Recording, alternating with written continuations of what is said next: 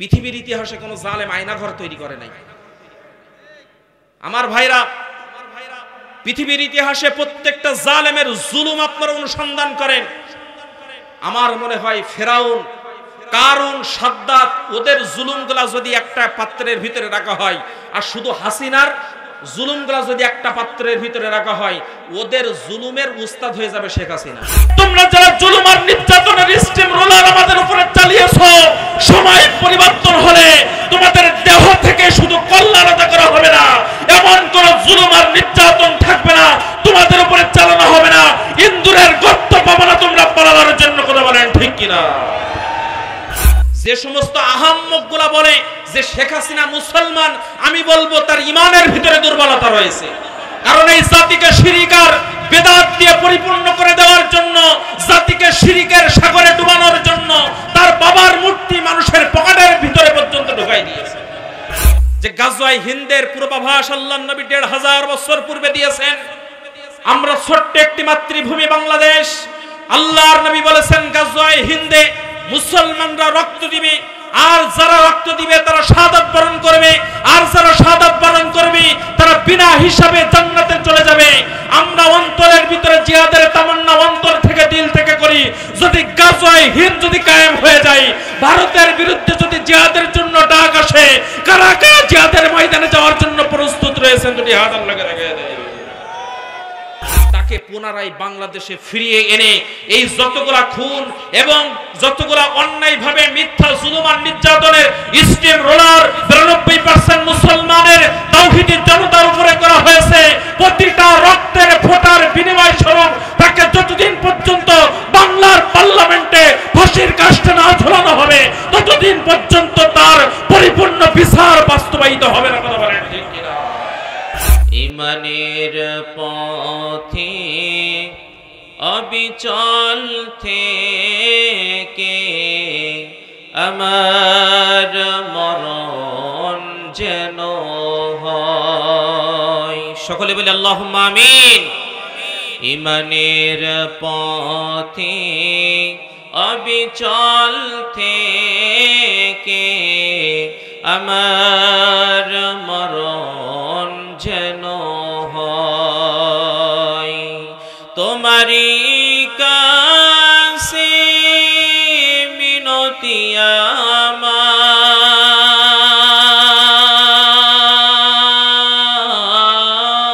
আমার, তোমারই কাছে মিনতি আমার, মহামহিম দয়াময়। ইমানের পথে অবিচল থেকে আমার মরণ যেন হয়। মুসলিম মোরা ঘুমিয়েছি আজ, মুসলিম মোরা ঘুমিয়েছি আজ, বিবেকে ঝুলছে তালা, রক্ত মোদের হয়েছে শিথিল, পাপে অন্তর কালা। আসছে পথে আধার নেমে, আসছে পথে আধার নেমে, তাই বলে কি রইবি থেমে, বারে বারে জ্বলছে বাতি, সেই সে বাতি জ্বলবে না।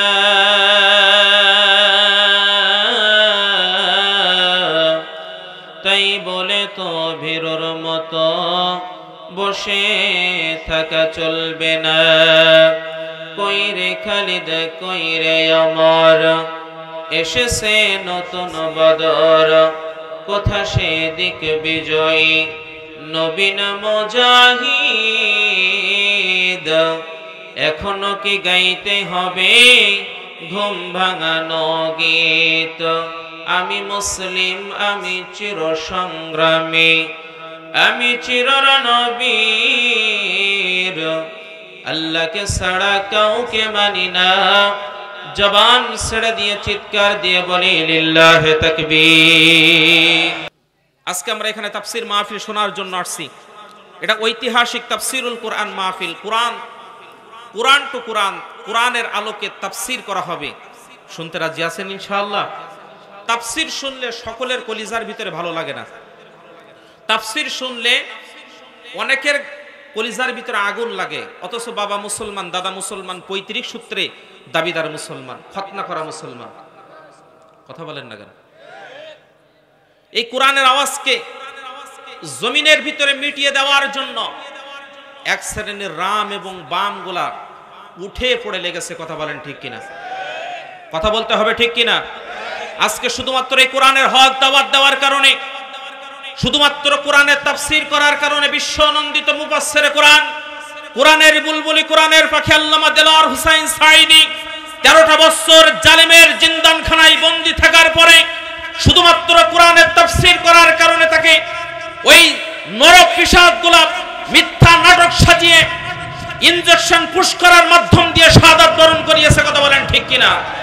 শুধুমাত্র কোরআনের তাফসীর করার কারণে আল্লাহর জমিন, আল্লাহর কোরআনকে, শুধুমাত্র আল্লাহর বিধানকে জমিনের ভিতরে প্রতিষ্ঠার আন্দোলন করার কারণে ইসলামী আন্দোলনের কর্মীদেরকে আজকে যুগের পর যুগ জেলের ভিতরে, জালেমের জিন্দানখানার ভিতরে বন্দী করে রাখা হয়েছে, ফাঁসির কাষ্ঠের ভিতরে ঝুলানো হয়েছে। তারা যদি জালেমদের সাথে আপোষ করতেন তাহলে ফাঁসির কাষ্ঠ পর্যন্ত ঝুলানো হতো না। অতএব মর্দে মুসলমান মুজাহিদ, আমরা খালিদের জাত, ওয়ালিদের জাত, আমরা খাব্বাবের জাত, আমরা রক্ত দিতে জানি, জীবন দিতে জানি, কিন্তু আমরা জালেমের সঙ্গে আপোষ করে জমিনের ভিতরে চলতে পারি না। কথা বলেন ঠিক কিনা? শরীরের ভিতরে এক ফোঁটা রক্তবিন্দু থাকা অবস্থায় আল্লাহর জমিন, আল্লাহর দ্বীন প্রতিষ্ঠার আন্দোলন করতে কারা কারা রাজি আছেন? দুটি হাত আল্লাহকে দেখায় দেয়।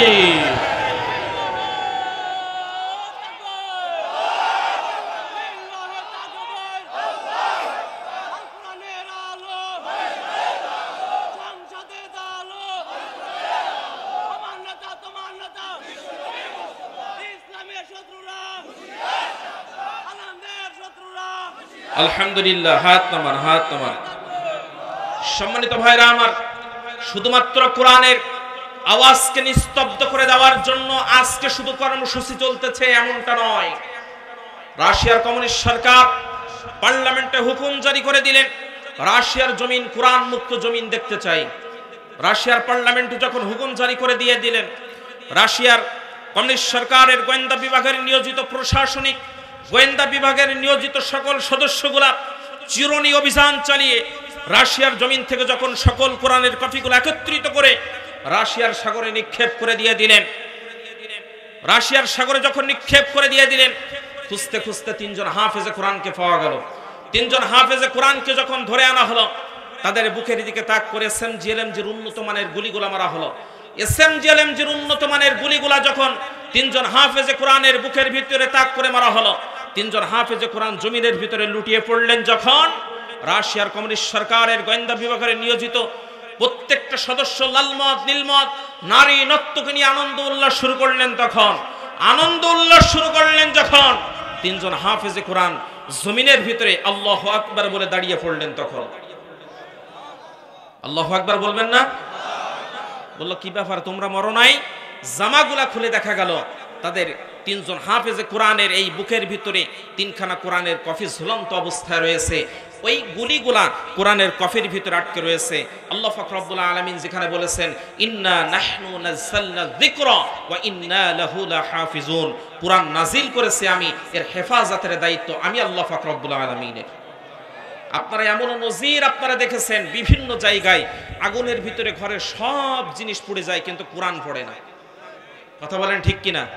অতএব এই কোরআনের আওয়াজকে নিস্তব্ধ করে দেওয়ার জন্য এক শ্রেণীর রাম এবং বাম গুলা তারা উঠে পড়ে লেগেছে। রাশিয়ার কমিউনিস্ট সরকার তারা তখন বুঝতে পারলো আল্লাহর জমিনকে, আল্লাহর কোরআন, আল্লাহর জমিন থেকে আল্লাহর কোরআনকে নিস্তব্ধ করে দেওয়া যাবে না, মিটিয়ে দেওয়া যাবে না, বরং এই কোরআন যাদের সিনার ভিতরে রয়েছে তাদের উপরে আঘাত করতে হবে। কথা বলেন না কেন? আমাদের এই ফ্যাসিস্ট সরকার শেখ হাসিনা, এই জালেম শাসক, তিনিও ভেবেছিলেন জমিন থেকে কোরআনকে উৎখাত করা যাবে না, কিন্তু কোরআনের আওয়াজ যারা দেয়, কোরআনের তাফসীর যারা করে, কোরআনের কথা যারা বলে, কোরআনের ইসলামী আন্দোলনের কথা যারা বলে, তাদের জবানকে যদি নিস্তব্ধ করে দেওয়া যায় তাহলে আমার মসনদে আমি টিকে থাকতে পারবো। কিন্তু এই কোরআন যিনি দিয়েছেন সেই কোরআনকে আল্লাহ পাক রব্বুল আলামিন তিনি হেফাজত করবেন। কথা বলেন ঠিক কিনা? কোরআনের সঙ্গে যারাই লাগতে আসছে, কোরআন কোরআনের জায়গায় আছে, কিন্তু কোরআনের সঙ্গে যারা হিরোগিরি দেখাতে আসছে আল্লাহ তাদেরকে জিরো বানিয়ে দুনিয়ার জমিন থেকে লাঞ্ছনা অপমান দিয়ে তাদেরকে বিতাড়িত করে দিয়েছেন। কথা বলেন ঠিক কিনা? সম্মানিত ভাইরা আমার, এজন্য আমরা কোরআন থেকে তাফসীর শুনবো, রাজি আছেন ইনশাআল্লাহ? যেহেতু রাত অনেক গভীর হয়ে গিয়েছে, কথা মোটেও দীর্ঘায়ী করব না, সরাসরি আমরা আলোচনার দিকে যেতে চাই। আপনারা যদি আলোচনা আজকে পুরাটা শোনেন, কথা দিতে পারি কলিজার খোরাক ইনশাআল্লাহ আপনারা পেয়ে যাবেন। কিন্তু মাঝখান থেকে যদি আপনারা মনে করেন যে হুজুর কি বলতেছে বুঝি না, আজকে আলোচনার আলোচ্য বিষয় আপনাদের সম্মুখে আমি তেলাওয়াত করেছি কুরআন আল কারীমের সারিবদ্ধভাবে 25 নম্বর সূরা সূরাতুল ফুরকানের 27 এবং 28 নম্বর আয়াতে কারিমা। সম্মানিত হাজিরিন, আগে আলোচনার টপিক, আলোচনার মূল বিষয়বস্তু আপনাদের বলে নিতে চাই। আজকের আলোচনার আলোচ্য বিষয় জালিম ধ্বংসের 6টি কারণ। কয়টি কারণ? জালিম ধ্বংসের, সবাই বলেন জালিম ধ্বংসের 6টি কারণ। শুনতে রাজি আছেন ইনশাআল্লাহ? এই 6টি কারণ কারা কারা শুনবেন না একটু দুটি হাত তোলেন।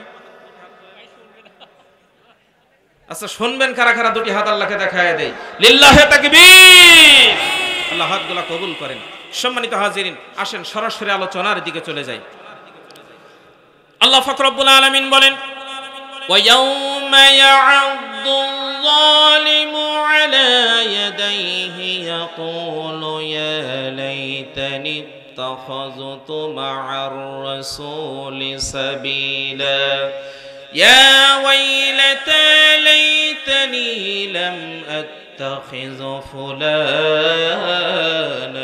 খলিলা। আল্লাহ পাক রব্বুল আলামিন বলেন, ওয়া ইয়াউমা ইয়া'আদ্দুল যালিমু, কাল কিয়ামতের ময়দানে জালেমগুলা তারা তাদের নিজেদের হাত তারা নিজেরা দংশন করতে থাকবে, কামড়াতে থাকবে। কারা কামড়াবে?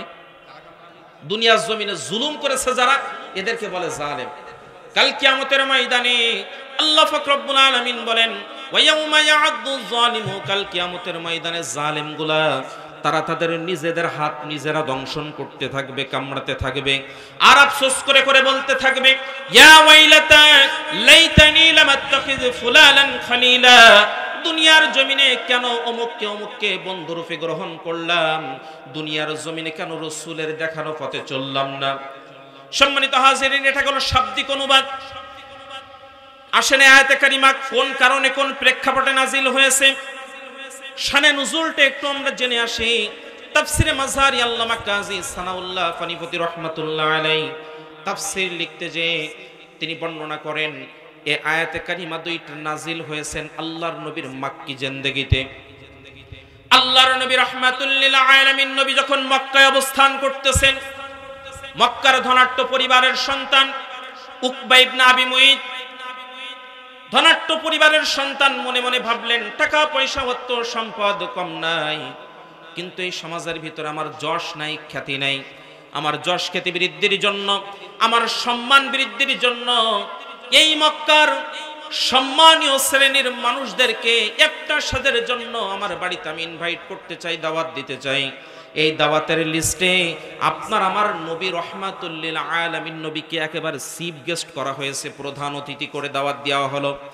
আল্লাহর নবী রাহমাতুল লিল আলামিন নবী উকবা ইবনে আবি মুঈতের বাড়িতে যখন খানা গ্রহণ করতে আসলেন, আল্লাহর নবীর সামনে যখন খানা উপস্থাপন করা হলো, আল্লাহর নবী ডাক দিয়ে বললেন, যে উকবা ইবনে আবি মুঈত, আমি মুসলমানদের নেতা, আমি কোনোদিন কোন বেধর্মের বাড়িতে খানা গ্রহণ করতে পারি না। কথা বলেন। আমি মুসলমানদের নেতা, আমি কোনোদিন কোন বেধর্মের বাড়িতে খানা গ্রহণ করতে পারি না।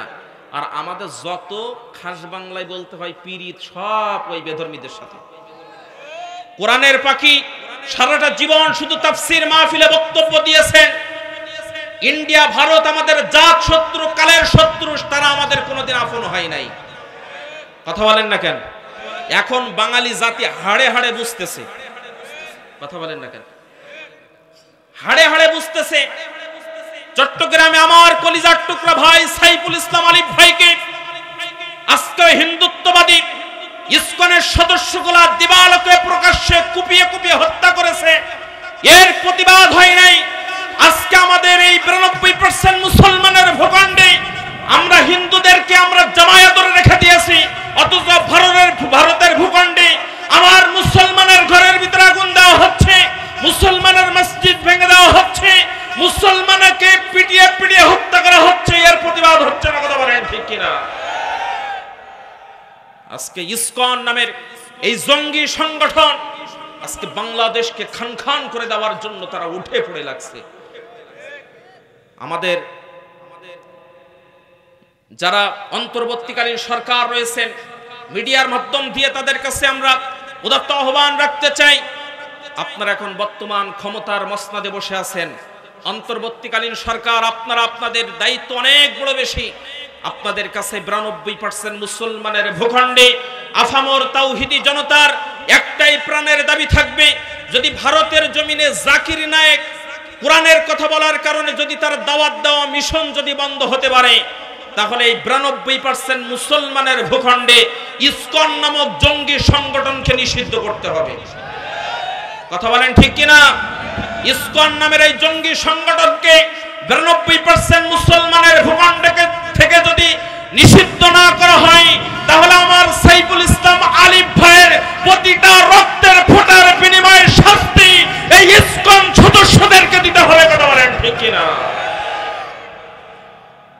প্রতি ফোঁটা রক্তের জবাব আপনাদেরকে কাল কিয়ামতের ময়দান আল্লাহর দরবারে দিতে হবে।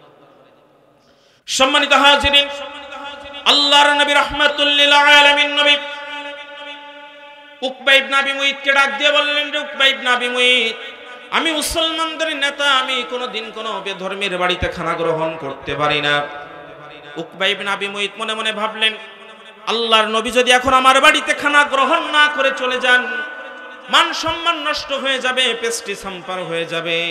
ইয়া রাসূলুল্লাহ, ইয়া হাবিবাল্লাহ, আমার বাড়িতে আপনাকে যে কোনো কিছুর বিনিময়ে খাদ্য গ্রহণ করতে হবে, আপনি কি চান শুধু বলুন।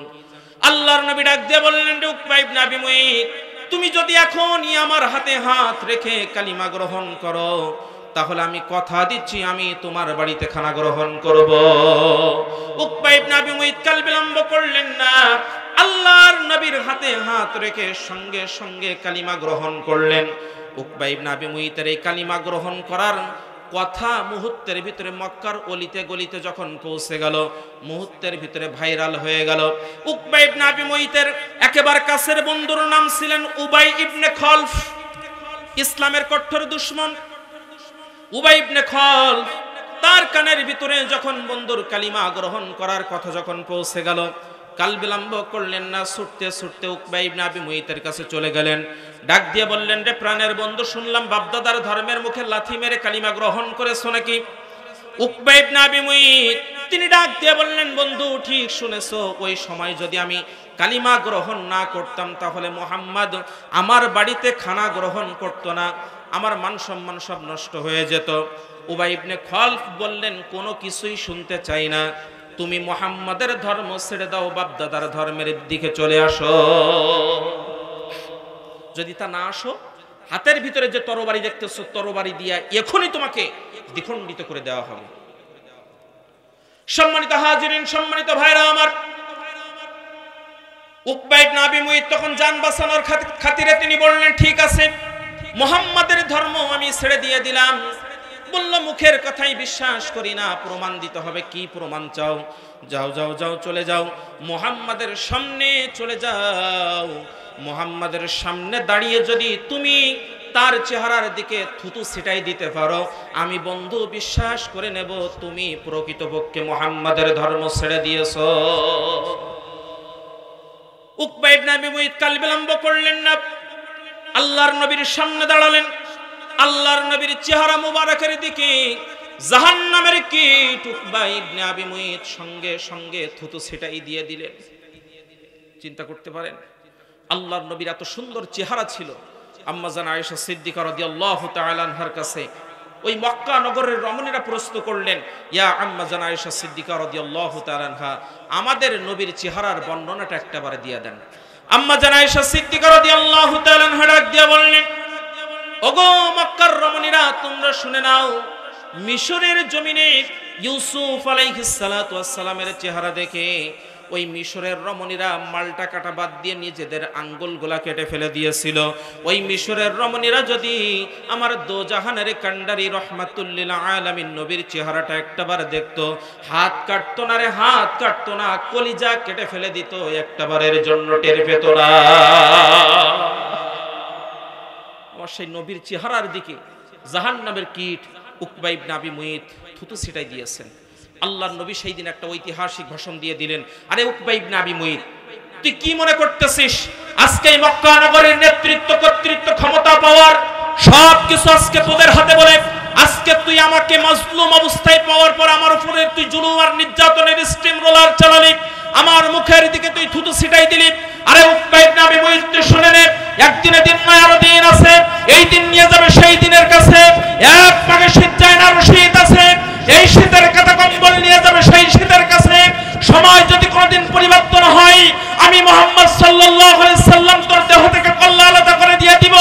অনুরূপ ভাবে আজকে দুনিয়ার জমিনের জালেমদেরকে বলতে চাই, তোমরা যারা জুলুম আর নির্যাতনের স্টিম রোলার আমাদের উপরে চালিয়েছো, সময় পরিবর্তন হলে তোমাদের দেহ থেকে শুধু কল্লা আলাদা করা হবে না, এমন কোন জুলুম আর নির্যাতন থাকবে না, তোমাদের উপরে চালানো হবে না, ইন্দুরের গর্ত পাবে না তোমরা পালানোর জন্য। কথা বলেন ঠিক কিনা?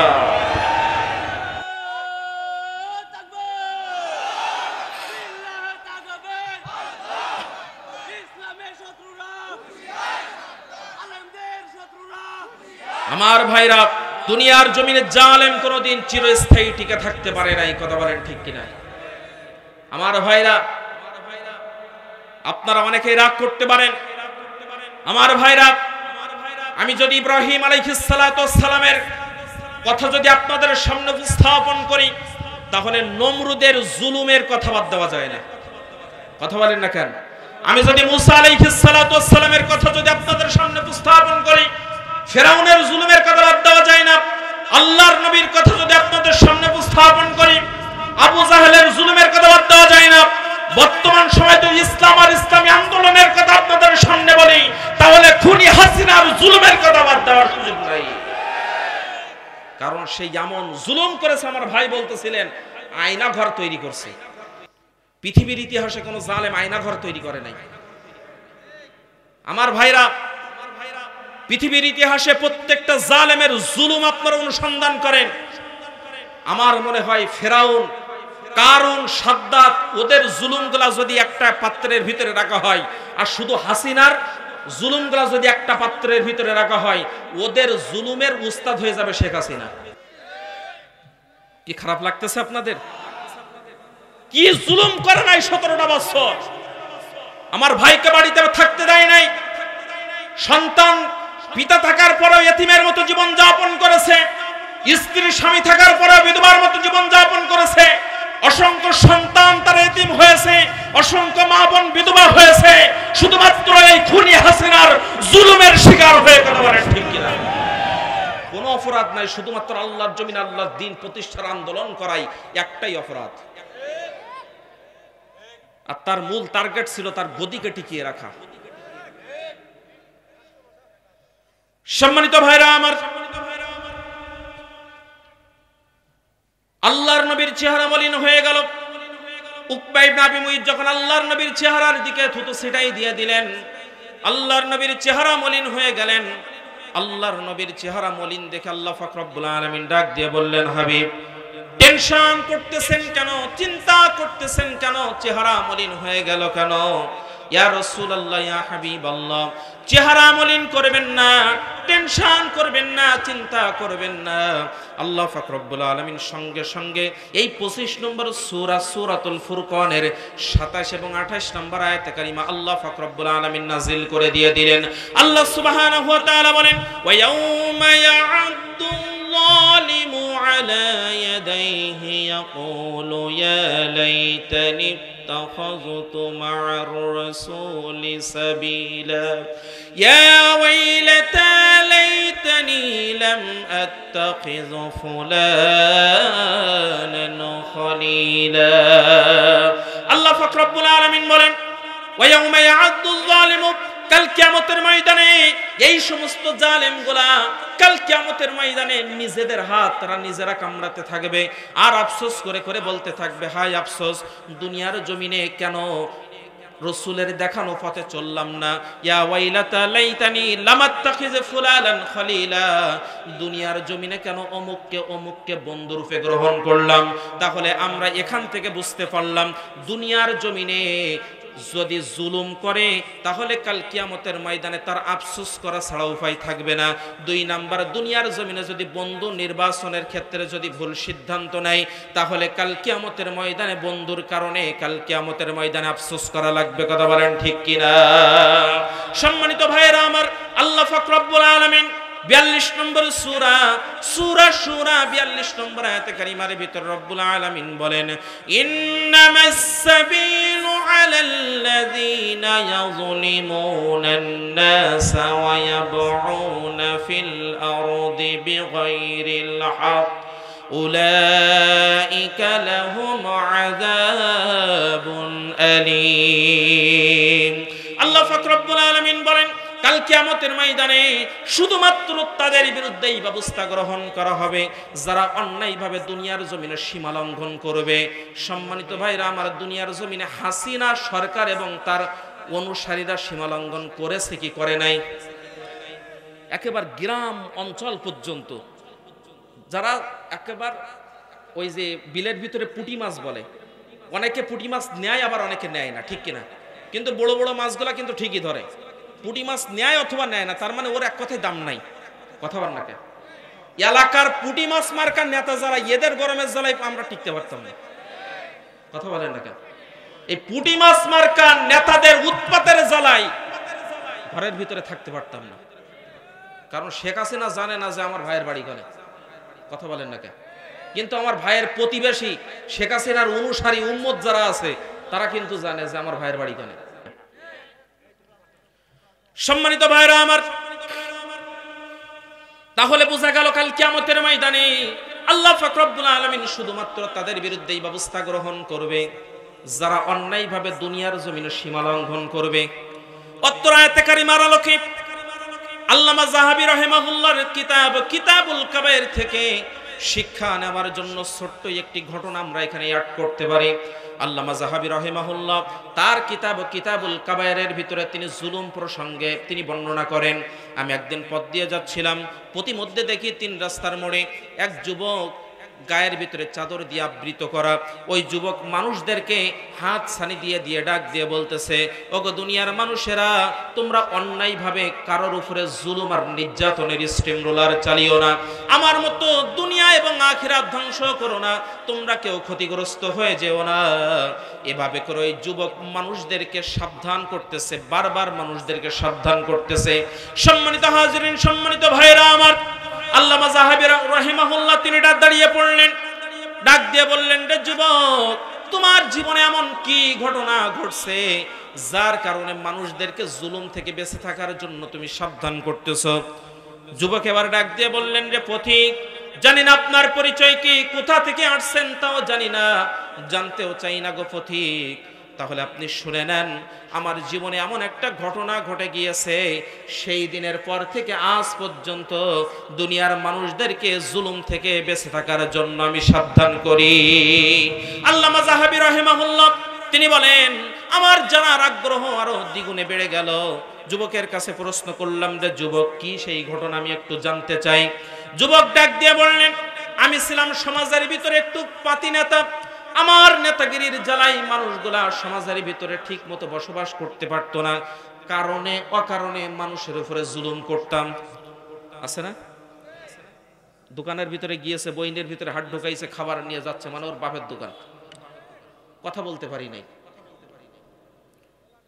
আমাদের নিজেদের জবানকে নিস্তব্ধ করে দিয়ে রেখে দিয়েছিল 17টা বছর, কথা বলতে দেয় নাই, কথা বললেই মামলা। কথা কর না কে? সম্মানিত ভাইরা আমার, যুবক ডাক দিয়ে বললেন, আমি একটু এই শ্রেণীর পাতি নেতা ছিলাম, আমার নেতাগিরির জ্বালাই সমাজের মানুষগুলা ঠিক মতো বসবাস করতে পারতো না। আমি একদিন পথ দিয়ে যাচ্ছিলাম, প্রতিমধ্যে নদীর কিনারায় দেখি একটা জেলে নদীর ভিতরে জাল বেয়ে বেয়ে মাছ ধরতেছেন। আমি জেলের কিনারায় যখন পৌঁছে গেলাম, দেখলাম তার পাতিলের ভিতরে বড় আকৃতির একটা মাছ ধরা পড়ছে। জেলেকে ডাক দিয়ে বললাম, রে জেলে, মাছটা আমাকে দিয়ে দে। জেলে ডাক দিয়ে বললেন, রে যুবক, ও নেতা, সেই সকাল থেকে নিয়ে শুরু করে সন্ধ্যা পর্যন্ত নদীর ভিতরে জাল বেয়ে একটা মাত্র বড় মাছ আমার জালের ভিতরে ধরা পড়েছে। এই মাছটা নিয়ে আমি এখন বাজারে যাব, বিক্রয় করব, সদাই কিনবো, গোটা পরিবার রাতে সেগুলা ভক্ষণ করবে। ওগো নেতা, তুমি যদি এই মাছটা নিয়ে নাও তাহলে আমার বাজার করা হবে না, গোটা পরিবার উপোস করে কাটাবে, আমার সঙ্গে বড় জুলুম হয়ে যাবে, আমার সঙ্গে এত বড় জুলুম তুমি করো না। যুবক ডাক দিয়ে বললেন, কলিজার ভিতরে চুল পরিমাণ আমার দয়া মায়া হলো না, মাছের গালের ভিতরে আঙ্গুলটা ঢুকায় দিলাম, কানকুর ভিতরে আঙ্গুল ঢুকাই দিয়া সিনাই নিয়া বাড়ির উদ্দেশ্যে যখন রওনা হয়ে গেলাম, পেছন দিক দিয়ে ওই জেলে একটাই কথা বলতেছে, নেতা, আমি জানি দুনিয়ার জমিনে তোমার বিরুদ্ধে এই যে আজকে জুলুম করলা, এই জুলুমের বিরুদ্ধে আমি কোনো থানায় যে কোনো আদালতে যে বিচার দিয়ে আমি বিচার পাবো না, কিন্তু যার কাছে বিচার দিলে আমি বিচার পেয়ে যাব, ওই রবের দরবারে বিচার দিয়ে দিলাম, এর বিচার আমার রব করবে। কথা বলেন না কেন? আমরাও 17 বছর শুধু একটাই কথা বলতাম, আমরা যারা মাজলুম ছিলাম, আমরা যদি আদালতে যে, কোর্টে যে, থানায় যে আমাদের বিচার দেওয়ার মতো সুযোগ কি ছিল? কথা বলেন, সুযোগ ছিল? আমরা শুধু একটাই কথা বলতাম যে আল্লাহ বিচার করবে, ঠিক কিনা? যুবকও তাই বলছে যে এর বিচার আল্লাহ করবে। সম্মানিত ভাইরা আমার, আল্লাহর নবী বলেন, ইত্তাকি দাওয়াতাল মাজলুম ফাইন্নাহা লাইসা বাইনাহা ওয়া বাইনাল্লাহিল হিজাব। আল্লাহর নবী বলেন, ইত্তাকি দাওয়াতাল মাজলুম, মাজলুমের বদদুয়া থেকে বেঁচে থাকো, কারণ মাজলুমের বদদুয়া আর আল্লাহর ভিতরে কোনো পর্দা অবশিষ্ট থাকে না। আল্লাহর নবী বলেন, কোন মাজলুম যদি জালেমের বিরুদ্ধে আল্লাহর দরবারে একটাবার যদি মামলা দায়ের করে দেয়, 7 তবক আসমান ভেদ করে 70,000 নূরের পর্দা ভেদ করে সরাসরি মামলাটা আমার রব্বে কারীমের দরবারে পৌঁছে যায়। জেলের বদদুয়া আল্লাহর দরবারে কবুল হয়ে গেল। অসতর্কতা বশত বাড়িতে যাওয়ার পথে যুবকের ওই নেতার আঙ্গুলের ভিতরে মাছের একটা দাঁতের আল বসে গেল। বাড়িতে চলে গেলেন, ঝাঁকা মেরে মাছটা স্ত্রীর সামনে ফেলে দিয়ে দিলেন। ডাক দিয়ে বললেন, রে প্রাণের স্ত্রী, মাছটা নাও, সুন্দর করে ভুনা করবা, রাতে কিন্তু তুমি আর আমি মজা করে খাবো। এই বলে কাজের উদ্দেশ্যে বাইর হয়ে গেলেন। রাত যত গভীর হয় আঙ্গুলের ভিতরে যন্ত্রণা তত বৃদ্ধি হয়, রাত যত গভীর হয় যন্ত্রণায় কাতর হয়ে যায়, যন্ত্রণায় ছটফট করা শুরু করে দিয়েছে। খুব সকালবেলা পার্শ্ববর্তী কমিউনিটি সেন্টার সদর হাসপাতালে চলে গেলেন, এমবিবিএস ডাক্তারে দেখালেন। বিভিন্ন পরীক্ষা নিরীক্ষা করার পরে এমবিবিএস ডাক্তার পরামর্শ দিলেন, নেতা ও যুবক, তোমার আঙ্গুলের ভিতরে এমন এক ধরনের জীবাণু প্রবেশ করেছে, এখনই যদি আঙ্গুল কেটে বাদ না দেওয়া হয় তাহলে এই জীবাণু আস্তে আস্তে শরীরের ভিতরে ঢুকতে পারে। আঙ্গুল কেটে সুন্দর করে ব্যান্ডেজ করে দেওয়া হলো, যন্ত্রণা কমে না। কয়েকদিন পরে যুবক আবার ডাক্তারের কাছে চলে গেলেন, পরীক্ষা নিরীক্ষা করে হাতের কবজি থেকে কেটে বাদ দিয়ে দিলেন। কয়েকদিন হয়ে গেল, যন্ত্রণা কমে না।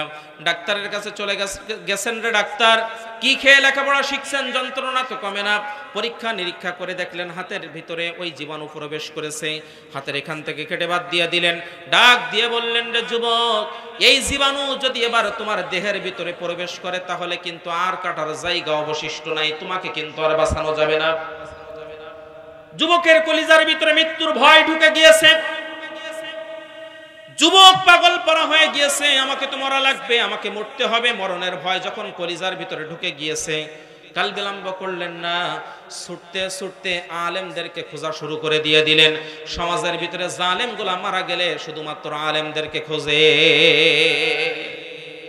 আমিও বলি, সারাটা জীবন শুধু ইসলামের বিরোধিতা করেছো, কোরআনের বিরোধিতা করেছো, আল্লাহর বিরোধিতা করেছো, রাসূলের বিরোধিতা করেছো, ইসলামের বিরোধিতা করেছো, ইসলামী আন্দোলনের বিরোধিতা করেছো। সারাটা জীবন তোমার ইসলামের পথে একটা ঘন্টা ব্যয় হয় নাই।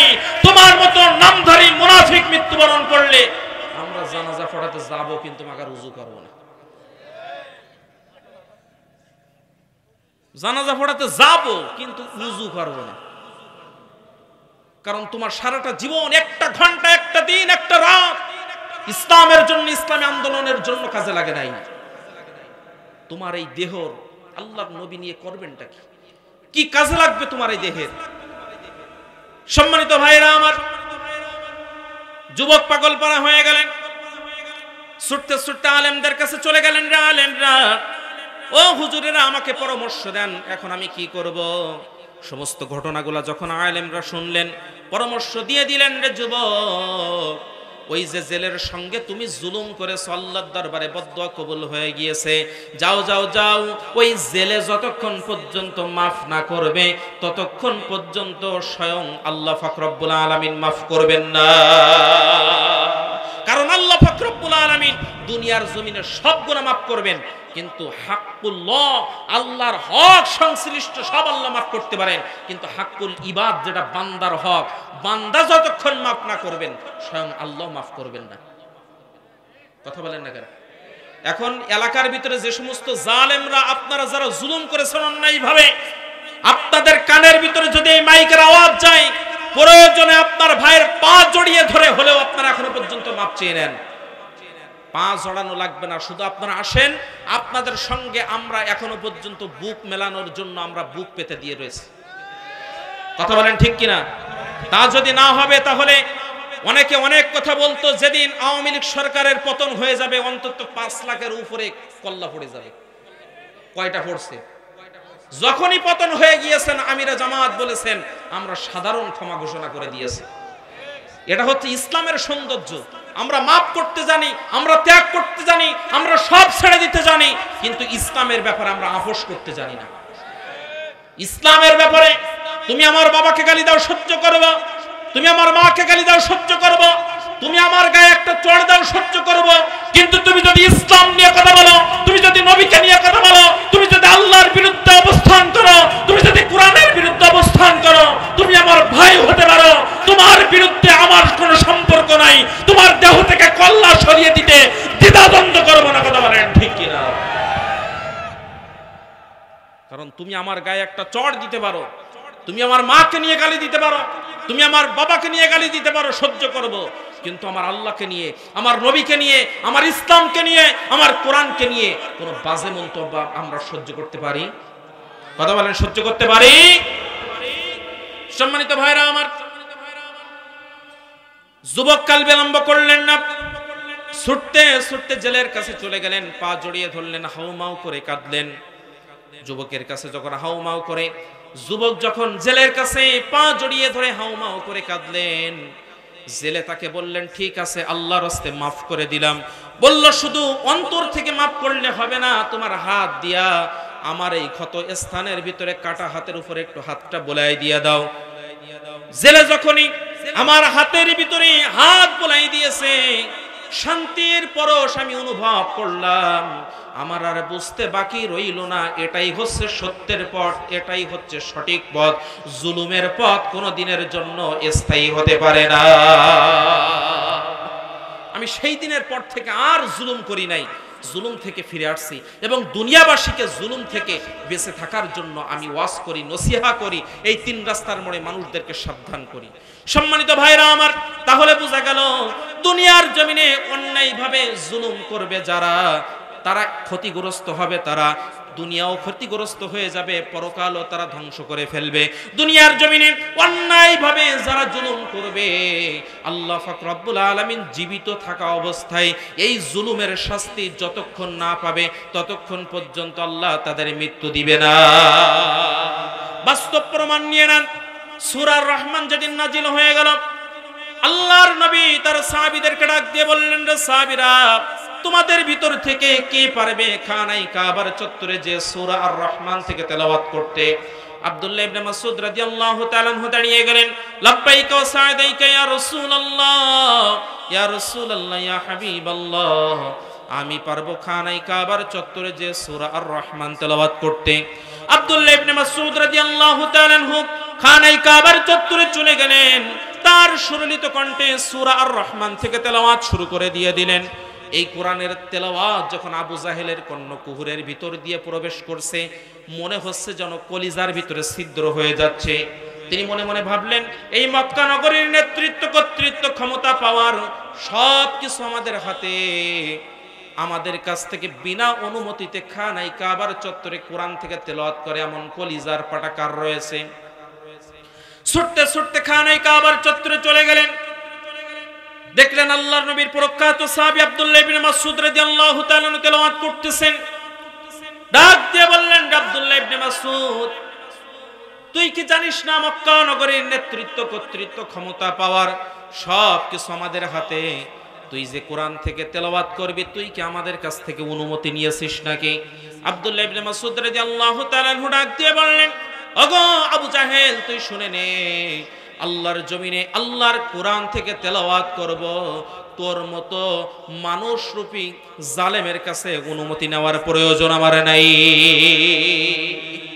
17টা বছর তাফসীর মাহফিল করার জন্য অনুমতি নেওয়ার প্রয়োজন হয়েছিল কি হয় নাই?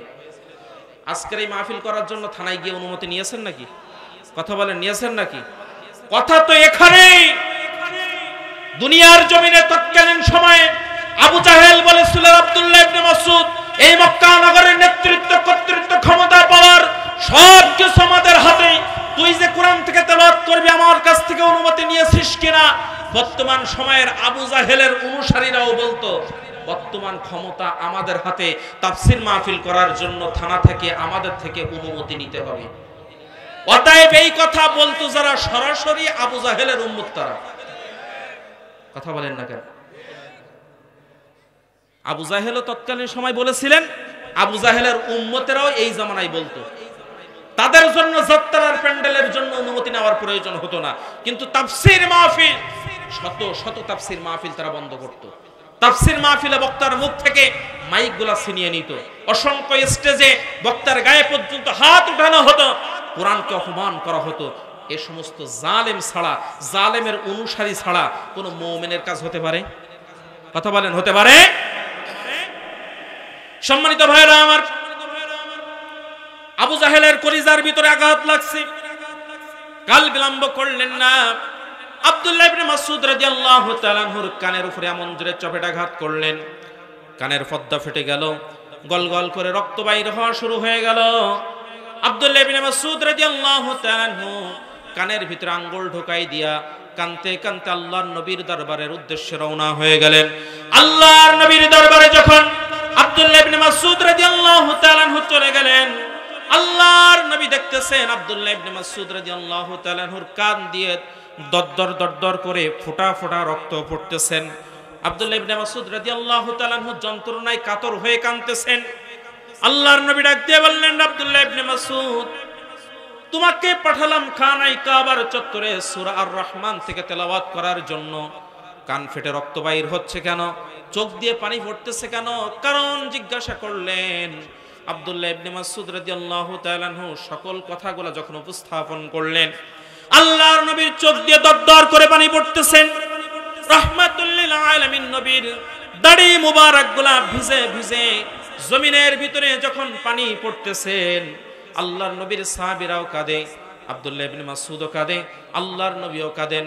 কিছুক্ষণ পরে আল্লাহর নবী আসমানের দিকে মস্তকটা উত্তোলন করলেন, ছোট্ট করে মুস্কি হাসি দিয়ে দিলেন। সাহাবীরা প্রশ্ন করলেন, ইয়া রাসূলুল্লাহ, ইয়া হাবিবাল্লাহ, আজকের এই দুঃখের দিনে, আব্দুল্লাহ ইবনে মাসউদ রাদিয়াল্লাহু তাআলা আনহুর কষ্টের দিনে আব্দুল্লাহ ইবনে মাসউদও কাঁদতেছে, আপনিও কাঁদতেছেন, আমরাও কাঁদতেছি, ইয়া রাসূলুল্লাহ, ইয়া হাবিবাল্লাহ, আজকের এই দুঃখের দিনে কিছুক্ষণ আগেও তো কাঁদলেন, এখন আপনি মুস্কি হাসি দিলেন, কারণ তো বুঝি না গো ইয়া রাসূলুল্লাহ, ইয়া হাবিবাল্লাহ। আল্লাহর নবী কোনো কথা বললেন না। কিছুদিন যেতে না যেতেই বদরের ময়দানে যখন জিহাদের দামামা বেজে গেল, বদরের ময়দানে যখন জিহাদের দামামা বেজে গেল, ওই বদরের ময়দানে বিরাট বড় ইতিহাস। ছোট্ট ছোট্ট দুইটা বাচ্চা, মাজ এবং মুআজ, আবু জাহেলকে অর্ধমরা অবস্থায় ওই বালুর উপরে টান টান অবস্থায়, অর্ধমরা অবস্থায় চিৎ করে শোয়াই দিয়েছে। আল্লাহর নবী বদরের ময়দানে জিহাদের শেষে সাহাবীদেরকে বললেন, রে সাহাবীরা, আবু জাহেলের লাশ কোথায় রয়েছে তোমরা অনুসন্ধান করো। সকলে খুঁজতে লেগে গেলেন। আব্দুল্লাহ ইবনে মাসউদ রাদিয়াল্লাহু তাআলা আনহু তিনিও খুঁজতে লেগে গেলেন। খুঁজতে খুঁজতে আব্দুল্লাহ ইবনে মাসউদ রাদিয়াল্লাহু তাআলা আনহু পেয়ে গেলেন। যখন আবু জাহেলকে এই অবস্থায় পেয়ে গিয়েছে, অর্ধমরা অবস্থায় টান টান হয়ে শুয়ে রয়েছে, আবু জাহেলের বুকের উপরে চেপে বসলেন। আবু জাহেলের সেন্স ফিরে আসলো, জ্ঞান ফিরে আসলো। তাকিয়ে দেখলেন আব্দুল্লাহ ইবনে মাসউদ বুকের উপরে বসা। আব্দুল্লাহ ইবনে মাসউদ রাদিয়াল্লাহু তাআলা আনহু তরবারি নিয়ে আবু জাহেলের গলার উপরে তরবারি নিয়ে বসে পড়েছে। আবু জাহেল ডাক দিয়ে বললেন, আব্দুল্লাহ ইবনে মাসউদ, জানি আজকে তোর হাত থেকে আমি নিস্তার পাবো না, কিন্তু তুই যখন আমার দেহ থেকে কল্লাটা কাটবি, এই দিক থেকে না কেটে এই দিক থেকে কাটিস। তার কারণ হচ্ছে আমি হলাম এই মক্কার সবচাইতে বড় মাথাওয়ালা, মোটা মাথাওয়ালা কাফের সবচাইতে বড় নেতা। আমার দেহ থেকে কল্লা যখন আলাদা করে দিবি, আমার মস্তকটা যখন আলাদা করে দিবি, যখন বিজয় উল্লাস করবি, বিজয় মিছিল করবি, দুনিয়ার মানুষগুলা যেন দেখে বুঝতে পারে বড় নেতার বড় মাথা। সম্মানিত ভাইরা আমার, আব্দুল্লাহ ইবনে মাসউদ রাদিয়াল্লাহু তাআলা আনহু আবু জাহেলের দেহ থেকে কল্লা আলাদা করে দিয়ে দিলেন, তরবারি এই পথ দিয়ে ঢুকাই দিলেন, এই পথ দিয়ে বাইর হয়ে গিয়েছে। বিজয় উল্লাস নিয়ে লিল্লাহে তাকবীর আল্লাহু আকবারের ধ্বনি নিয়ে যখন আল্লাহর নবীর দরবারের উদ্দেশ্যে রওনা হয়ে গেলেন, আল্লাহর নবী দূর থেকে দেখতেছেন আব্দুল্লাহ ইবনে মাসউদ লিল্লাহে তাকবীর আল্লাহু আকবারের ধ্বনি দিয়া আবু জাহেলের খণ্ডিত মাথা তরবারির মাথায় বাঁধিয়ে বিজয় মিছিল দিয়ে উল্লাস করতে করতে আসতেছেন। আল্লাহর নবী সাহাবীদেরকে ডাক দিয়ে বললেন, রে সাহাবীরা, দেখো দেখো দেখো, ওই আমার আব্দুল্লাহ ইবনে মাসউদের দিকে তাকিয়ে দেখো। যেদিন খানায় কাবার চত্বরে সূরা আর রহমান থেকে তেলাওয়াত করার কারণে আবু জাহেল আব্দুল্লাহ ইবনে মাসউদের কানের পর্দা ফাটাই দিয়েছিল একটা, আজকের এই বদরের ময়দানে ওই আব্দুল্লাহ ইবনে মাসউদের হাতে ওই আবু জাহেলের কানের পর্দা আল্লাহ পাক রব্বুল আলামিন ফাটাই দিয়েছে দুইটা। লিল্লাহি তাকবীর। আল্লাহ আছে না নাই? আল্লাহর নবী ডাক দিয়ে বলতেছেন, ও সাহাবীরা, সেই দিন আল্লাহ পাক রব্বুল আলামিন ভিডিও ফুটেজ আকারে আজকের এই আব্দুল্লাহ ইবনে মাসউদের এই আনন্দ উল্লাসের এই ভিডিও ফুটেজটা আল্লাহ সেই দিন আমাকে দেখাই দিয়েছিল, এই জন্য মুস্কি হাসি দিয়েছিলাম। জোরে বলি সুবহানাল্লাহ। তাহলে বোঝা গেল দুনিয়ার জমিনে অন্যায় ভাবে যারা জুলুম আর নির্যাতনের স্টিম রোলার চালাবে, আল্লাহ পাক রব্বুল আলামিন ডবল শাস্তি দিয়ে দুনিয়ার জমিন থেকে লাঞ্ছনা এবং অপমান দিতে দিতে দুনিয়ার জমিন থেকে বিদায় করে দেবে। কথা বলেন ঠিক কিনা? তাহলে আমাদের আলোচনার মূল বিষয়বস্তু ছিল জালেম ধ্বংসের কয়টা কারণ বলেছিলাম? সবাই বলেন কয়টা? এক নাম্বার হচ্ছে জুলুম। এক নাম্বার কি? সবাই বলেন এক নাম্বার কি? সম্মানিত ভাইরা আমার, তাহলে দুনিয়ার জমিনে অন্যায় ভাবে জুলুম করবে যারা, আল্লাহ সুবহানাহু ওয়া তাআলা তাদেরকে লাঞ্ছনা এবং অপমান দিয়ে দুনিয়ার জমিন থেকে বিদায় করে দিয়ে দিবেন। তাহলে এক নাম্বার গেল জুলুম। দুই নাম্বার গর্ব এবং অহংকার। অহংকারের অহামিকা দুনিয়ার জমিনে আল্লাহ পাক রব্বুল আলামিন বরদাস্ত করেন না। আল্লাহ সুবহানাহু ওয়া তাআলা বলেন, ইন্নাল্লাহা লা ইউহিব্বু মান কানা মুখতালান ফখুর।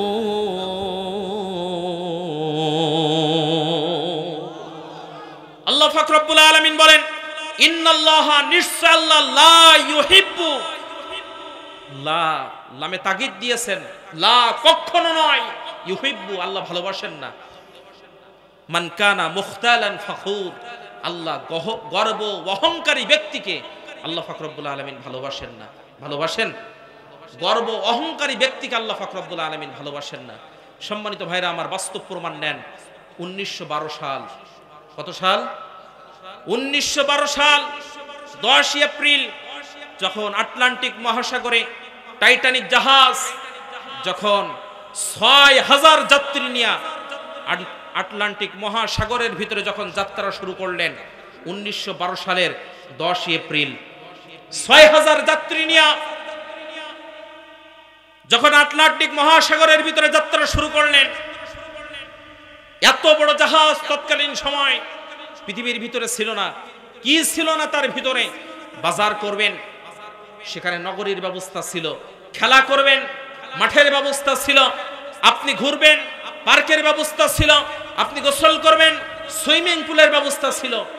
এত বড় জাহাজ তৎকালীন সময় আটলান্টিক মহাসাগরের ভিতরে টাইটানিক যখন যাত্রা শুরু করলেন 1912 সালের 10 এপ্রিল, যাত্রা শুরু করার 3 দিন পর অর্থাৎ 13ই এপ্রিল 1912 সাল নাবিক ছিলেন এডওয়ার্ড জন স্মিথ মাইক্রোফোন হাতে নিলেন, ডাক দিয়ে বললেন, ও আমার যাত্রী ভাই এবং বোনেরা, এত বড় জাহাজের ভিতরে আপনাদের আনন্দ উল্লাসের জন্য গান বাজনার ব্যবস্থা করা হয়েছে, আপনারা কেন এখনো পর্যন্ত নিশ্চুপ?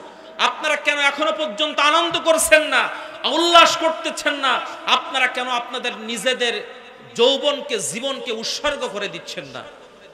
জাহাজের ভিতরে গান বাজনা শুরু হয়ে গেল। সম্মানিত ভাইরা আমার,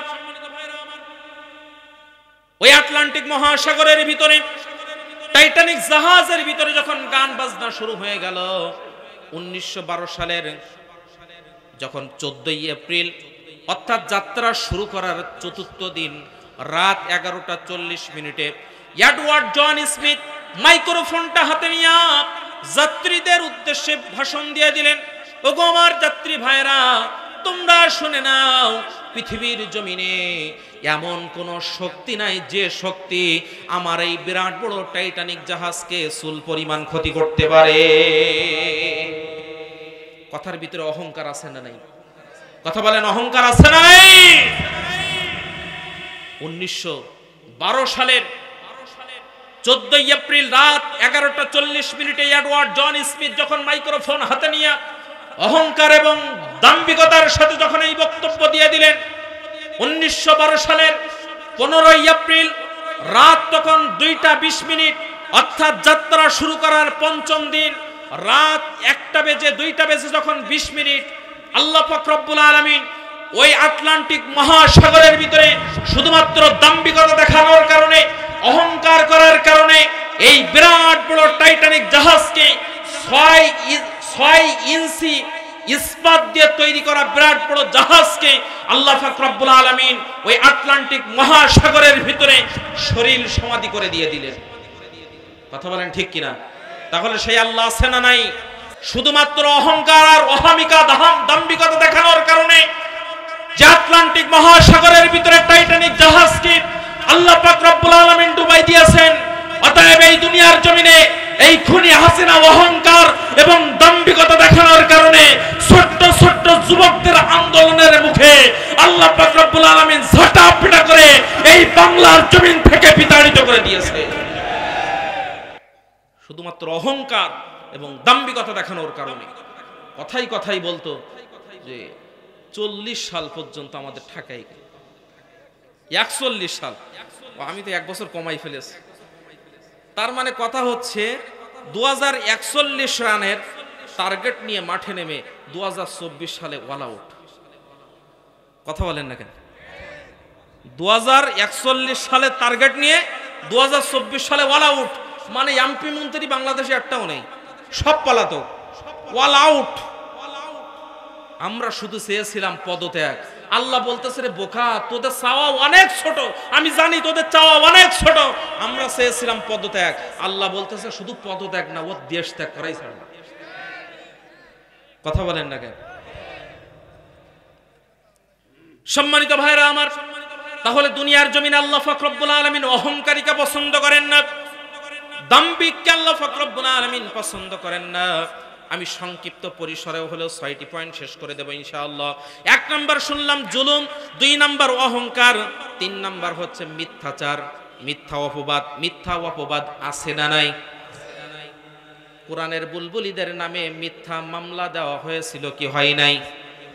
এলাকার মানুষদেরকে নাশকতা মামলা দেওয়া হয়েছিল কি হয় নাই? মিথ্যা পুত পবিত্র চরিত্রের মানুষদেরকে মিথ্যা মামলা দিয়া এমনও ব্যক্তি আমি সোশ্যাল মিডিয়ায় দেখেছি, কাঁদতেছে মিডিয়ার সামনে আর বলতেছে আমার এই হাজিরা দেওয়ার জন্য আমার গায়ের রক্তগুলা বিক্রয় করে করে হাজিরা দিতে হয়। মিথ্যা তহমত দিয়ে মিথ্যা মামলা দিয়ে এই সমস্ত মানুষদেরকে হয়রানি করেছে। আল্লাহ পাক রব্বুল আলামিন বলেন, ওয়ালা তালবিসুল হাক্কা বিল বাতিলি ওয়া তাকতুমুনাল হাক্কা ওয়া আনতুম তা'লামুন। 2 নম্বর সূরা বাকারার 42 নম্বর আয়াতে কারিমার ভিতরে আল্লাহ পাক রব্বুল আলামিন বলেন, আর তোমরা মিথ্যার আবরণে সত্যকে সন্দেহযুক্ত করে ফেলো না এবং জেনে বুঝে তোমরা সত্যকে লুকাবার চেষ্টা করো না। আল্লাহ বলেন, অকুল জা আল হক ওয়া যাকাল বাতিল ইন্নাল বাতিলা কানা যাহুকা। এসেছে সত্য, বিতাড়িত হবে মিথ্যে। দুনিয়ার জমিনে মিথ্যে দুনিয়ার জমিনে কোনো দিনের জন্য প্রতিষ্ঠিত হয় নাই। সত্য যেখানেই আসবে মিথ্যা সেখান থেকে বিতাড়িত হয়ে যাবে। সত্যের জয় চিরস্থায়ী, কিন্তু মিথ্যার জয় ক্ষণস্থায়ী। কথা বলেন ঠিক কিনা? সম্মানিত ভাইরা আমার, মিথ্যা তহমত, মিথ্যা অপবাদ এই দুনিয়ার জমিনে জালেমদের ধ্বংসের উল্লেখযোগ্য 3 নম্বর কারণ। এই পৃথিবীর জমিনে মুসা আলাইহিস সালাতু ওয়াস সালামকে মিথ্যা তহমত দিয়েছিলেন ফেরাউন। মজলিসের ভিতরে, হাদিস শরীফের ভিতরে আসছে, মজলিসের ভিতরে যখন দ্বীনি আলোচনা করতেছিলেন, আবু জাহেল ফেরাউন যখন তার লোকজনদেরকে ভাড়া করে একজন দুশ্চরিত্রা মহিলাকে অনেকগুলা স্বর্ণ মুদ্রা দিয়ে ভাড়া করে নিয়ে আসছে মুসার বিরুদ্ধে মিথ্যা তহমত দেওয়ার জন্য। মজলিসের ভিতরে মুসা আলাইহিস সালাতু ওয়াস সালাম যখন বক্তব্য দিচ্ছেন, মজলিসের ভিতর থেকে মহিলা দাঁড়িয়ে গেল, মুসা তুমি আমার সঙ্গে বেবিচার করেছো। এই কথা যখন বলছেন, আল্লাহ পাক রব্বুল আলামিন মহিলার জবান আটকে দিয়েছেন। পরবর্তীতে মহিলার কলিজার ভিতরে ভয়ের সঞ্চার হয়ে গেল। মহিলা ভয় পেয়ে গেলেন, দুনিয়ায় বেঁচে থাকলে স্বর্ণ অলংকার অনেক কামাই করতে পারবো, কিন্তু আল্লাহর নবী মুসার বিরুদ্ধে মিথ্যা অপবাদ দিয়ে দুনিয়ার জমিনে বেঁচে থাকতে পারবো না। আল্লাহ জবান খুলে দিয়ে দিলেন। মহিলা এবার ডাক দিয়ে বললেন, ওগো দুনিয়ার মানুষেরা, তোমরা শুনে নাও, মুসা আলাইহিস সালাতু ওয়াস সালাম আমার খরিদ্দার নয়, আমাকে যারা ভাড়া করেছে এরাই হচ্ছে আমার খরিদ্দার। এখন জাতির কাছে প্রমাণ হয়ে গিয়েছে, আল্লামা দেলোয়ার হুসাইন সাইদি সহ এই কোরআনের পাখিগুলা রাজাকার নয়, প্রকৃতপক্ষে যারা এমপি মন্ত্রীর দায়িত্ব পালন করতেছে এদের বংশগুলাই রাজাকার। কথা বলেন ঠিক কিনা? মিথ্যা তহমত দিয়ে দিয়ে আলেমদেরকে মিথ্যা হামলা মামলা, জেল আর রিমান্ড দিয়ে দিয়ে মানুষদেরকে জুলুম আর নির্যাতনের স্টিম রোলার চালিয়েছে। কথা বলেন ঠিক কিনা? সম্মানিত ভাইরা আমার, তাহলে 3 নাম্বার গেল মিথ্যা, মিথ্যাচার এবং মিথ্যা অপবাদ। 4 নম্বরে আল্লাহ পাক রব্বুল আলামিন বলেন, দুনিয়ার জমিনের জালেম ধ্বংসের উল্লেখযোগ্য 4 নাম্বার কারণ হচ্ছে দুনিয়ার জমিনে শিরিক প্রতিষ্ঠা করা। কি প্রতিষ্ঠা? শিরিক প্রতিষ্ঠা করা। আল্লাহ পাক রব্বুল আলামিন বলেন, লা তুশরিক বিল্লাহ ইন্নাশ শিরকা লা যুলমুন আযীম। লা তুশরিক বিল্লাহ, তোমরা শিরিক করো না। ইন্নাশ শিরকা লা যুলমুন আযীম, নিঃসন্দেহে শিরিক হচ্ছে মহা জুলুম, মহা অন্যায়। সম্মানিত ভাইরা আমার, দুনিয়ার জমিনে শিরিক কিন্তু একদিনে প্রতিষ্ঠিত হয় নাই। আমাদের আদি পিতা আদম আলাইহিস সালাতু ওয়াস সালামের দুনিয়ায় আবির্ভাব হওয়ার 2000 বছর পরে এই শিরিকের আবির্ভাব শুরু হয়েছে। এই আবির্ভাব, শিরিকের আবির্ভাব হয়েছে হযরতে নূহ আলাইহিস সালাতু ওয়াস সালামের সময়ে। সম্মানিত ভাইরা আমার, নূহ আলাইহিস সালাতু ওয়াস সালামের সময়ে 5 জন ভালো মানুষ ছিলেন। সবাই বলেন কয়জন? ওয়াদা, সুয়া, ইয়াগুস, ইয়াউক, নসর। ওয়াদা, সুয়া, ইয়াগুস, নসর, এই 5 জন ভালো মানুষ ছিলেন। তারা যখন ইন্তেকাল করলেন, এই 5 জনের নাম সূরা নূহের 23 নম্বর আয়াতের ভিতরে আসছে, আপনারা দেখবেন। সম্মানিত ভাইরা আমার, 5 জন ভালো মানুষ ছিলেন। তারা যখন ইন্তেকাল করলেন, জাতির মানুষগুলা মনে মনে ভাবলেন যে তাদের বেদনা বিরহ আমরা সহ্য করতে পারবো না। এজন্য তাদের আকৃতিগুলা পাথরের গায়ে, দেয়ালের গায়ে বিভিন্ন আকৃতি একে একে রাখা শুরু করলো। তো বৃষ্টিতে, রোদে পড়ে সেগুলা ধুয়ে যেতে লাগলো। পরের প্রজন্ম এসে পাথরের গায়ে খোদাই করে করে কিছুটা আকৃতি তৈরি করার চেষ্টা করলো। সে প্রজন্ম চলে গেল। পরের প্রজন্ম আসলেন, তারা মূর্তির আকার ধারণ করলো। নিয়ে তারা কি করলেন? তাদের প্রবেশদ্বারে, উঠানে, ঘরের বারান্দায় কিংবা ইবাদতখানার গেটের মুখের কাছে রাখা শুরু করলো। ওই প্রজন্ম চলে গেলেন। পরে যে প্রজন্ম যখন আসলেন তারা মনে করলেন এই সমস্ত ভালো মানুষদের মুক্তিগুলা বাইরে কেন বৃষ্টিতে ভিজবে, রোদে কেন ভিজবে, এগুলা নিয়ে তারা ইবাদতখানার দেয়ালে সেট করা শুরু করলেন। ওই প্রজন্ম চলে গেলেন। পরের প্রজন্ম যখন আসলেন তারা ইবাদতখানার একেবারে সামনে রেখে ইবাদত করা শুরু করলেন। শুরু হয়ে গেল মূর্তি পূজা, শুরু হয়ে গেল মূর্তি পূজা, শিরিক দুনিয়ার জমিনে প্রতিষ্ঠা শুরু হয়ে গেল। সম্মানিত ভাইরা আমার, ওই জাতির মানুষগুলা মূর্তি পূজা শুরু করে দিয়ে দিলেন। ঠিক আমাদের জামানার মূর্তি পূজার নাই। কথা বলেন ঠিক কিনা? ওই জামানায় তো মানুষ পকেটের ভিতরে মূর্তি নিয়ে ঘুরতো না, আমাদের জামানায় পকেটের ভিতরে পর্যন্ত মূর্তি ঢুকে দেওয়া হয়েছে। যে সমস্ত আহাম্মকগুলা বলে যে শেখ হাসিনা মুসলমান, আমি বলবো তার ইমানের ভিতরে দুর্বলতা রয়েছে। কারণ এই জাতিকে শিরিক আর বেদাত দিয়ে পরিপূর্ণ করে দেওয়ার জন্য, জাতিকে শিরিকের সাগরে ডুবানোর জন্য তার বাবার মূর্তি মানুষের পকেটের ভিতরে পর্যন্ত ঢুকাই দিয়েছে। আফসোস লাগে, দুঃখ লাগে, যে জাতের মানুষগুলা শুধুমাত্র ক্ষুধা নিবারণের জন্য নিজের সন্তানকে বিক্রয় করে দেয়, যে জাতির মানুষগুলা মাথার ঘাম পায়ে ফেলে রক্তকে পানি করা ট্যাক্সের টাকা দিয়ে জনগণের ট্যাক্সের টাকা দিয়ে সরকার চলে, এই জনগণের ট্যাক্সের টাকা দিয়ে বাবার মূর্তি তৈরি করার জন্য প্রতি বছর 400 কোটি টাকা বাজেট করেছে। কি জুলুম আমাদের জন্য করে নাই? প্রতিটা স্কুল, প্রতিটা কলেজ, প্রতিটা মাদ্রাসার সামনে সামনে তারা মূর্তির খাম্বা তৈরি করে দিয়েছে, বাবার মূর্তি। জাতিকে শিরিক দিয়ে প্রতিষ্ঠা করার জন্য, জাতিকে শিরিকের সাগরে ডুবিয়ে মারার জন্য এমন কোন চক্রান্ত নাই যা শেখ হাসিনার সরকার করে নাই। এরপরেও কি তাকে মুসলমান বলবেন আপনারা? আল্লাহ বলেছে লা তুশরিক বিল্লাহ, আল্লাহর সাথে শিরিক করো না। যারা আল্লাহর সাথে শিরিক করে তারা হলো মুশরিক, তারা মুসলমান নয়। শেখ হাসিনা প্রকাশ্য মুশরিক, সে কোনদিনের জন্য ইমানদার ছিল না, জাতিকে ধোঁকা দেওয়ার জন্য শুধুমাত্র খোলস পরিবর্তন করেছে। কথা বলেন ঠিক কিনা? সম্মানিত ভাইরা আমার, তাহলে বোঝা গেল 4 নম্বরে দুনিয়ার জমিনে জালেম ধ্বংসের উল্লেখযোগ্য কারণ হচ্ছে শিরিক প্রতিষ্ঠা করা, যা এই শেখ হাসিনার সরকারের ভিতরে ছিল কি ছিল না? কথা বলেন ছিল কি ছিল না? 5 নম্বরে আল্লাহ এবং তার রাসূল এবং আলেমদের বিরোধিতা করা। আল্লাহ পাক রব্বুল আলামিন দুনিয়ার জমিনে প্রত্যেকটা জালেম, আপনারা ইতিহাস তালাশ করে দেখেন, ইসলামের পক্ষের শক্তির বিরোধিতা করেছে জালেমেরা, ঠিক এই হাসিনা সরকারের মতো। একে আলেমদেরকে ভালোবাসতো নাকি? আপনারা মনে করতেছেন যে ফরিদউদ্দিন মাসুদ মার্কা আলেম কিছু কিছু দলের ভিতরে ভাড়া করে রেখেছিল, দলের ভিতরে পুষে রেখেছিল।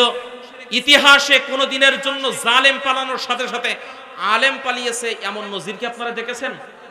আপনারা দেখেছেন বাইতুল মুকাররমের ইমাম পালিয়েছিল। কথা বলেন ঠিক কিনা? তাহলে কি অপকর্ম করেছে আপনারা চিন্তা করেন। সম্মানিত ভাইরা আমার, বাস্তব প্রমাণ নিয়ে নেন। দুনিয়ার জমিনে কোনো দিনের জন্য আলেম পালাই নাই। দুনিয়ার জমিনে ওই জালেমের হাতে হাত মিলিয়ে যে সমস্ত মুনাফিকরা সাহায্য সহযোগিতা করেছে, এরাই সারাটা জীবন জালেমের সাথে পালিয়েছে। গাছের গায়ে কোড়াল দিয়ে আঘাত করা হচ্ছে, গাছ ডাক দিয়ে বলতেছে কোড়াল ভাই, অতীত জীবনে তো তোর সাথে আমার কোনো দুশ্মনী নাই, এমন করে আঘাত করিস কেন রে ভাই? কোড়াল ডাক দিয়ে বলে আঘাত করি কে রে সাত করে? তোর জাত ভাই ঢুকানো আছে আমার পেছনে গর্তের ভিতরে। তোর জাত ভাই যদি আমার পেছনে গর্তের ভিতরে ঢুকানো না থাকতো, আমি কোড়াল, আমার বাবার ক্ষমতা ছিল না তোরকে আঘাত করার। আজকে বিশ্ব আনন্দিত মুফাসসিরে কোরআনদের গায়ে হাত দেওয়ার ক্ষমতা জালেমদের ছিল না। যদি আমাদের মতো দাড়িওয়ালা, টুপিওয়ালা, জুব্বাওয়ালা নামধারী মুনাফিকেরা ওই জালেমদের সাহায্য সহযোগিতা না করত। কথা বলেন ঠিক কিনা? সম্মানিত ভাইরা আমার, যুগে যুগে জালেমদের সহযোগী একদল আলেম ছিল। কি বিশ্বাস হয়?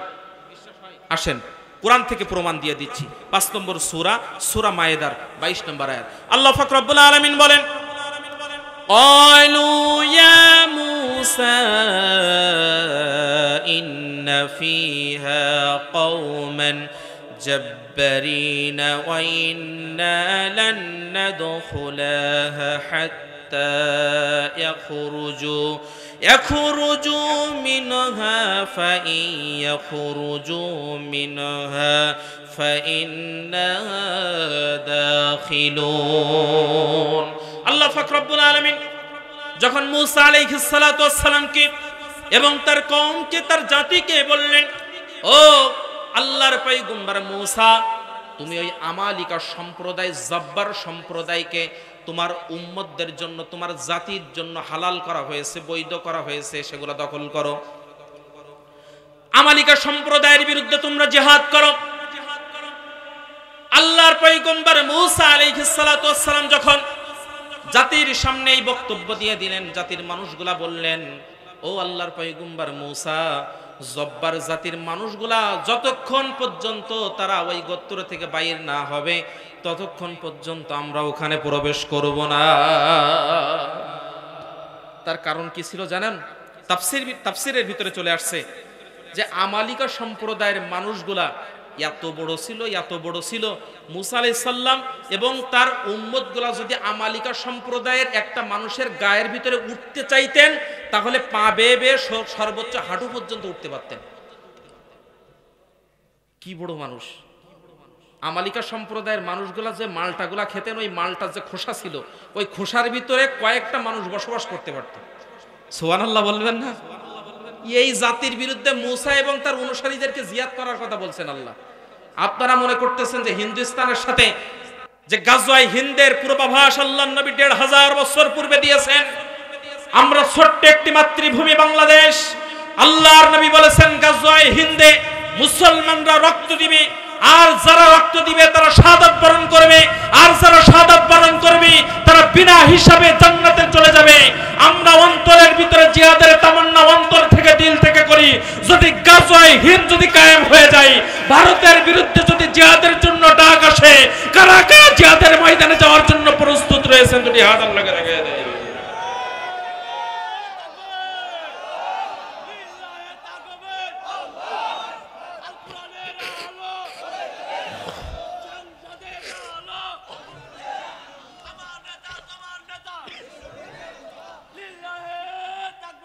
আল্লাহ হাতগুলা কবুল করে নিন।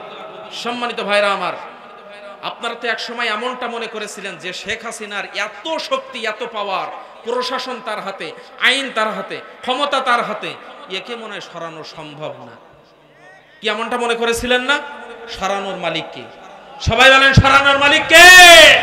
আল্লাহ বলেছেন মুসলমানরা রক্ত দিবি, কিন্তু এই জিহাদে গাজওয়ায়ে হিন্দে বিজয় হবে মুসলমানদের। হুকুম দিয়েছেন কে? গাজওয়ায়ে হিন্দে মুসলমানদের বিজয় হবে, কিন্তু মাঝখানে যারা রক্ত দিবে, যারা শাহাদাত বরণ করবে, আল্লাহ তাদের বিনা হিসাবে শহীদের মর্যাদা দিয়ে জান্নাতের ভিতরে ঢুকাই দিবে। সুবহানাল্লাহ বলেন। সম্মানিত ভাইরা আমার, আল্লাহর পয়গম্বর মূসা আলাইহিস সালাতু ওয়াস সালামকে আল্লাহ পাক রব্বুল আলামিন জাতির উদ্দেশ্যে যখন এই ভাষণ দেওয়ালেন, জাতির মানুষগুলা বললেন সম্ভব না।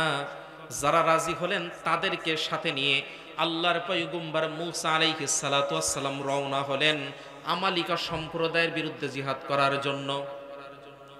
সম্মানিত ভাইরা আমার, যখন জিহাদের ময়দানের উদ্দেশ্যে রওনা হয়ে গেলেন, জিহাদের ময়দানের জন্য যখনই একটা তাবু গাড়লেন, জিস্তান পাহাড়ের কিনারায় যখন মূসা আলাইহিস সালাতু ওয়াস সালাম এবং তার সৈন্য দলগুলা যখন অবস্থান করলেন, ওই আমালিকা সম্প্রদায়ের একজন মুহাক্কিক বুজুর্গ আলেম ছিলেন, যিনি ছিলেন মুস্তাজাবুদ দাওয়া, যার নাম তাফসিরের ভিতরে আসছে বালাম বিন বাওর। নাম শুনছেন? বালাম বিন বাওর ইসমে আজম জানতেন। মুস্তাজাবুদ দাওয়া বোঝেন? মুস্তাজাবুদ দাওয়া, আল্লাহর দরবারে দোয়া করতে দেরি হতো, আল্লাহ দোয়া কবুল করতে দেরি হতো না। এই আমালিকা সম্প্রদায়ের ভিতরে ছিল বালাম বিন বাওরের বাসা।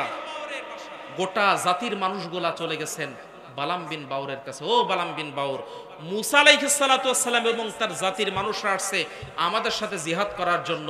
এখনই আপনি দোয়া করেন, কারণ আল্লাহ আপনার দোয়া ফিরায় না।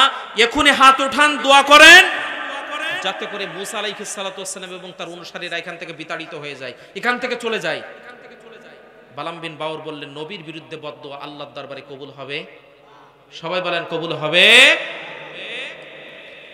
জাতির মানুষগুলা যখন ফেল খেয়ে গেলেন, বালাম বিন বাউরের স্ত্রীকে ধরলেন, কুপরামর্শ যখন দিলেন, অনেকগুলা সম্পদ নিয়ে যখন নারীর সামনে উপস্থাপন করলেন, নারীর মন গলে গিয়েছে, লোভে পড়ে গিয়েছে। বালাম বিন বাউরকে এমন ভাবে টাইট করে স্ত্রী ধরেছে, বালাম বিন বাউর রাজি হয়ে গিয়েছে। গাধার পিঠে চড়ে যখন জিস্তান পাহাড়ের উদ্দেশ্যে যখন রওনা হয়ে গেলেন, প্রতিমধ্যে বারবার ওই গাধা থেমে যায়, আবার পিটায়, কিছু দূর যায় আবার থেমে যায়, কিছু দূর যায় আবার পিটায়, আবার সামনে যায় আবার থেমে যায়। হঠাৎ করে আল্লাহ পাক রব্বুল আলামিনের কুদরতের মাধ্যম দিয়ে গাধার জবান খুলে গিয়েছে। ডাক দিয়ে বললেন, ওগো বালাম বিন বাউর, তুই কি বুঝিস না সামনে যেতে চাই না কেন? সামনে ফেরেশতারা আমাকে বাধা দিচ্ছে, সামনের দিকে অগ্রসর হওয়া যাবে না, তুই কি বুঝিস না?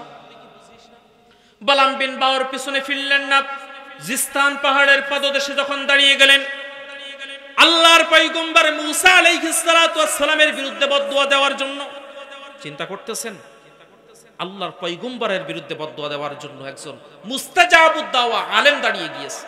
নবীর বিরুদ্ধে বদদুয়া দিতে তৎকালীন সময় আলেম দাঁড়িয়ে গিয়েছে, তাহলে বর্তমান সময় মুহাক্কিক আলেমদের বিরুদ্ধে ওই সমস্ত জালেম নামের আলেম কেন দাঁড়াবে না? কথা বলেন ঠিক কিনা? যখন দাঁড়িয়ে গিয়েছেন, মুসা আলাইহিস সালাতু ওয়াস সালামের নাম নিতে যান জবান দিয়ে, ঘুরে ঘুরে নিজের জাতির বিরুদ্ধে বদদুয়া বাহির হয়ে যায়। নিজের জাতির মানুষগুলা ডাক দিয়ে বলতেছে, ওগো বালাম বিন বাউর, তোমাকে ভাড়া করে নিয়ে আসছি মুসার বিরুদ্ধে বদদুয়া দেওয়ার জন্য, তুমি কেন আমাদের বিরুদ্ধে বদদুয়া দাও? বলল, ইচ্ছা করে দেয় না, আমার জিহুব্বা দিয়ে দেয়। যখন জোরপূর্বক জিহুব্বা নাড়িয়ে যখন আল্লাহর পয়গম্বর মুসার বিরুদ্ধে বদদুয়া দিতে যাবেন, সঙ্গে সঙ্গে আল্লাহ পাক রব্বুল আলামিন তার জিহুব্বাটা নাভিস্থল পর্যন্ত ঝুলিয়ে দিয়েছে। জোরে বলি নাউযুবিল্লাহ। বালাম বিন বাউর বুঝে ফেললেন, আমার ইহকালও ধ্বংস, পরকালও ধ্বংস। নিজের জাতির লোকেদের কাছে চলে গেলেন, কুপরামর্শ দেওয়া শুরু করলেন, ও জাতির মানুষেরা, এই যে মুসা আলাইহিস সালাতু ওয়াস সালাম এবং তার জাতির মানুষদেরকে যদি তোমরা বিপদগামী করতে চাও, ধ্বংস করতে চাও, তাহলে এখনই বাড়িতে চলে যাও, তোমাদের বাড়ির সবচাইতে সুন্দরী সুন্দরী নারীদেরকে মডেল হিসেবে তৈরি করো, সুসজ্জিত করো এবং বিভিন্ন বেচাকেনার সুরত ধরে তাদের এই তাঁবুর ভিতরে পাঠিয়ে দাও। একটা জেনা যদি সংগঠিত করে দিতে পারো, তাহলে জেনা যদি জমিনের ভিতরে সংগঠিত হয়ে যায়, আল্লাহর নূরের ফেরেশতারা এখান থেকে চলে যাবে, আল্লাহর রহমতের ফেরেশতারা চলে যাবে, আল্লাহর গজব এই জমিনের ভিতরে নাজিল হয়ে যাবে। মুসা আলাইহিস সালাতু ওয়াস সালাম এবং তার জাতির মানুষদেরকে ধ্বংস করা সহজ হয়ে যাবে। ঠিক গণজাগরণ মঞ্চ তৈরি করার পরামর্শ যে সমস্ত জালেমগুলা দিয়েছিল, কি আপনারা ভুলে গেছেন নাকি ভাই? গণজাগরণ মঞ্চের কথা মনে আছে আপনাদের? সম্মানিত ভাইরা আমার, কুপরামর্শ যখন দিয়ে দিলেন, নিজেদের সুন্দরী সুন্দরী মেয়ে এবং স্ত্রীদেরকে মুসা আলাইহিস সালাতু ওয়াস সালামের কওমের ভিতরে ওই তাঁবুর ভিতরে যখন ফেরি করার উদ্দেশ্যে যখন রমণীদেরকে ছেড়ে দেওয়া হলো, ওই জাতির ভিতরে, ওই গোত্রের ভিতরে, ওই তাঁবুর ভিতরে একজন সুদর্শন সম্মানিত পুরুষ ছিলেন, তাফসীরের ভিতরে যার নাম আসছে জমজম ইবনে শালুম। আর সুন্দরী একজন রমণী, যিনি ওই আমালিকা সম্প্রদায়ের রমণী, যার নাম আসছে তাফসীরের ভিতরে কাসসি বিনতে সুর। এই কাসসি বিনতে সুরের চেহারা দেখে জমজম ইবনে শালুম নিজেকে আর সংবরণ করতে পারলেন না।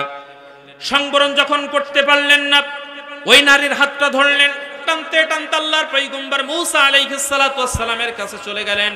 ডাক দিয়ে বললেন, ও আল্লাহর পয়গম্বর মুসা, তুমি কি এই রমণী আমার জন্য হারাম মনে করো নাকি? বলল, কখনো নয়, তুমি এই নারীর সঙ্গে জেনার ভিতরে তুমি লিপ্ত হতে পারো না, এই নারী তোমার জন্য হারাম।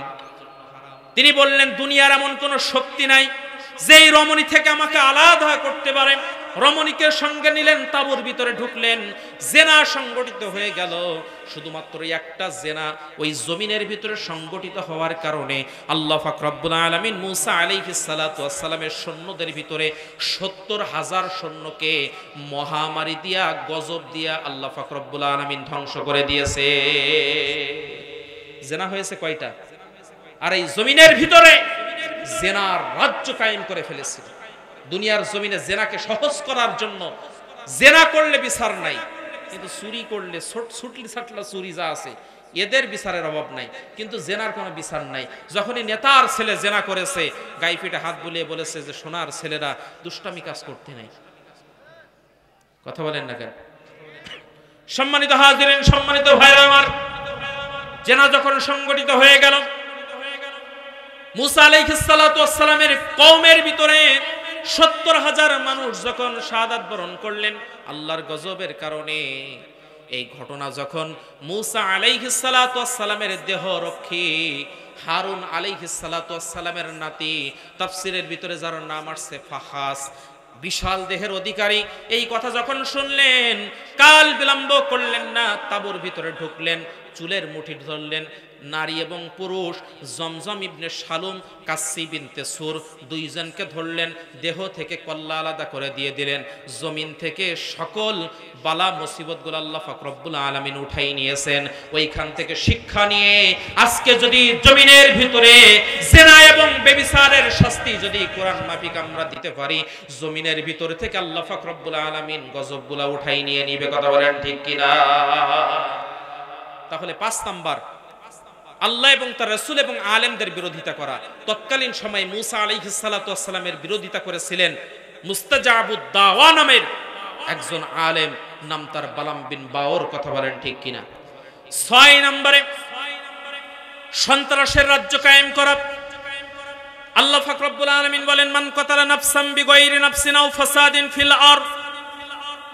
আল্লাহ পাক রব্বুল আলামিন বলেন, যে ব্যক্তি জমিনের ভিতরে অন্যায়ভাবে একটা মানুষের জীবন নষ্ট করলো, সে যেন সারা পৃথিবীর মানুষের জীবন নষ্ট করলো। আর যে একটা মানুষের জীবন বাঁচিয়ে দিল, সে যেন সারা পৃথিবীর মানুষের জীবন বাঁচিয়ে দিল। তাহলে হাসিনা সরকার দুনিয়ার জমিনে যত মানুষের জীবন নষ্ট করলো, সে যেন গোটা জাতির মানুষকে ধ্বংস করে ছেড়ে দিয়ে দিল। আমার ভাইরা, শুধুমাত্র একটা হুকুম, একটা ইশারায় আবরার ফাহাদ, মনে আছে আপনাদের? 6 অক্টোবর 2019 আবরার ফাহাদ বাংলাদেশ প্রকৌশল ও প্রযুক্তি বিশ্ববিদ্যালয় বুয়েটের ছাত্র, ইলেকট্রনিক্স ইঞ্জিনিয়ারিং বিভাগের 2য় বর্ষের ছাত্র, শেরে বাংলা হলের ভিতরে হাসিনা সরকারের সোনার সন্তানগুলা সাপের মতো পিটিয়ে পিটিয়ে, শিবির সন্দেহ করে তাকে পিটিয়ে পিটিয়ে হত্যা করেছে। কথা বলেন ঠিক কিনা? সন্ত্রাসের এমন কোন সাম্রাজ্য নাই যা হাসিনা সরকার কায়েম করে নাই। আমার ভাইরা, আপনারা দেখেছেন মায়ের কোল থেকে সন্তানকে কেড়ে নিয়ে ক্রস ফায়ার দিয়েছে। আপনারা দেখেছেন ফাঁসির কাষ্ঠের আসামিকে বুকের উপরে পা চেপে দিয়ে ছুরি দিয়ে জবাই করেছে। আপনারা দেখেছেন অধিকার আদায়ের জন্য যখনই মাঠে ময়দানে নামছে, প্রশাসন দিয়ে ক্রস ফায়ার দিয়ে তাদেরকে হত্যা করেছে। আপনারা দেখেছেন মজলুম মানুষদেরকে বাড়িতে থাকতে দেয় নাই, সন্তান হারা পিতাদেরকে তারা কতটা জুলুম আর নির্যাতনের স্টিম রোলার চালিয়েছে। আমার ভাইরা, আপনারা দেখেছেন বিশ্বজিৎ, একটা হিন্দু ছেলে, দাড়ি গোবে একটু উঠেছিল, হিন্দু ছেলে মৃত্যুর শেষ প্রান্ত মুহূর্ত পর্যন্ত বলেছিলেন আমি একজন হিন্দু, মানে নাই। শিবির সন্দেহ করে বিশ্বজিৎ একটা হিন্দু ছেলেকে পর্যন্ত ওই হাসিনা সরকারের সোনার ছেলেরা, ছাত্রলীগের ছেলেরা তারা পিটিয়ে পিটিয়ে হত্যা করেছে। কথা বলেন ঠিক কিনা? দুনিয়ার জমিনে এমন কোন সন্ত্রাসের সাম্রাজ্য নাই যা হাসিনা সরকার কায়েম করে নাই। সম্মানিত ভাইরা আমার, আজকে যে 6টা কারণ বলেছে আপনাদের সামনে কুরআন এবং হাদিসের আলোকে, প্রত্যেকটা কারণ এই হাসিনা সরকারের ভিতরে ছিল। এই 6টা কারণের জন্যই আল্লাহ পাক রব্বুল আলামিন তাকে ধ্বংসের দ্বার প্রান্তে পৌঁছে দিয়েছে। তবে ধ্বংস এখনো অনিবার্য হয় নাই, বাস্তবায়িত হয় নাই, কায়েম হয় নাই, এখনো একটু বাকি আছে। তাকে পুনরায় বাংলাদেশে ফিরিয়ে এনে এই যতগুলা খুন এবং যতগুলা অন্যায়ভাবে মিথ্যা জুলুম আর নির্যাতনের স্টিম রোলার 92% মুসলমানের তাওহীদি জনতার উপরে করা হয়েছে, প্রতিটা রক্তের ফোঁটার বিনিময় স্বরূপ তাকে যতদিন পর্যন্ত বাংলার পার্লামেন্টে ফাঁসির কাস্টে না ঝোলানো হবে ততদিন পর্যন্ত তার পরিপূর্ণ বিচার বাস্তবায়িত হবে না। কথা বলেন ঠিক কিনা?